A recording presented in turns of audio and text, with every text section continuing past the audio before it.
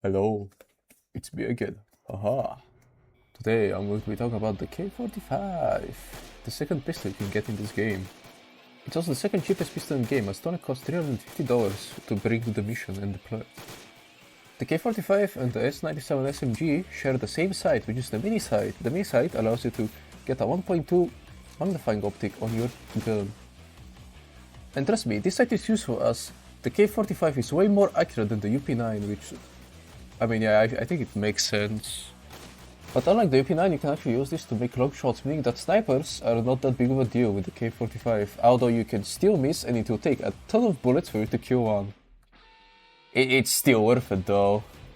The K45 shares the same attachments as the UP9. I've already talked about the barrel attachments for the UP9 in my UP9 video, so you should go watch the UP9 video if you want to know what the barrels do. That is a lot of UP9. Anyways, let's talk about my favorite combat skill, which is of course Gunsmith. I love Gunsmith so much. The K45 is the first gun you can rechamber its round, so you can change to a different ammo type, which of course have their upsides and downsides. The K45's base chamber is the 45. The 45 round allows you to do more damage, and the 9mm ammo type is a type for the K45 that allows you to get 30 base reserve ammo and 2 plus more magazine capacity for the downside of -5 base damage on your gun. Let's talk about the firing mode. The firing mode for the K45 is the same just like the UP9, which is semi-automatic. The semi-automatic mode lets you fire based on how fast you click the mouse button. And then there's the burst. I don't at all like the burst. I really wish I liked it, but sadly I don't like it at all. I'm probably wondering, why do I hit the burst mode? The burst mode is just very weird to control, as you have to hold down the mouse button instead of clicking once and automatically firing 3 shots.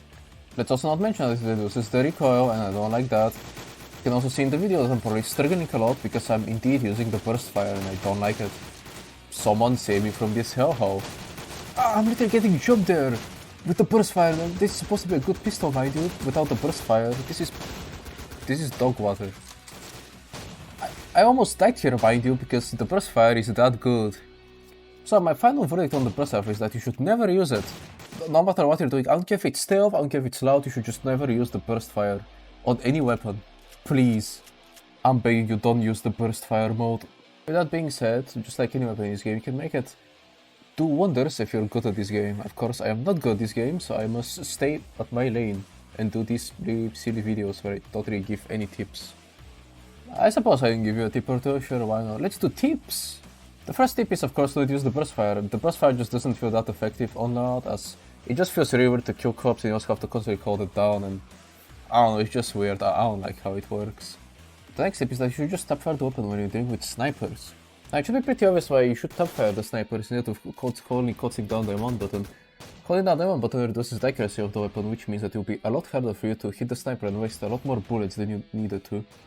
And the third final tip is that you should just bring this over to UP9, as the pistol, with its normal chamber round of course, it does a lot more damage and it's a lot more useful than the UP9 on loud. As the UP9 is more rather a stealth option, with a cheap stealth option rather than it being a loud option. Also, the K45 is a lot more accurate than the UP9, which is also a pretty good upside that I recommend bringing it over the UP9. Now that being said, is this gun viable on loud Legend? Of course, this gun is a lot more better than the UP9 to bring in loud, obviously on Legend of course. Due to its more accurate approach, it makes it so it's also anti-sniper dealing tool if your primary has round of ammo. Also, its sound pickup rate is a lot better than the UP9. So yeah, the K45 is a pretty good weapon that I recommend a lot to bring in loud. And with that being said, I think that will be the end of the video. Remember to like and subscribe for more inconspicuous moments and boost this video everywhere, so you know that your fellow entry point fan knows how to use this damn thing. Also remember to follow my humble TikTok account that will try to post short content videos on there when I can. Yeah, that's it. Goodbye!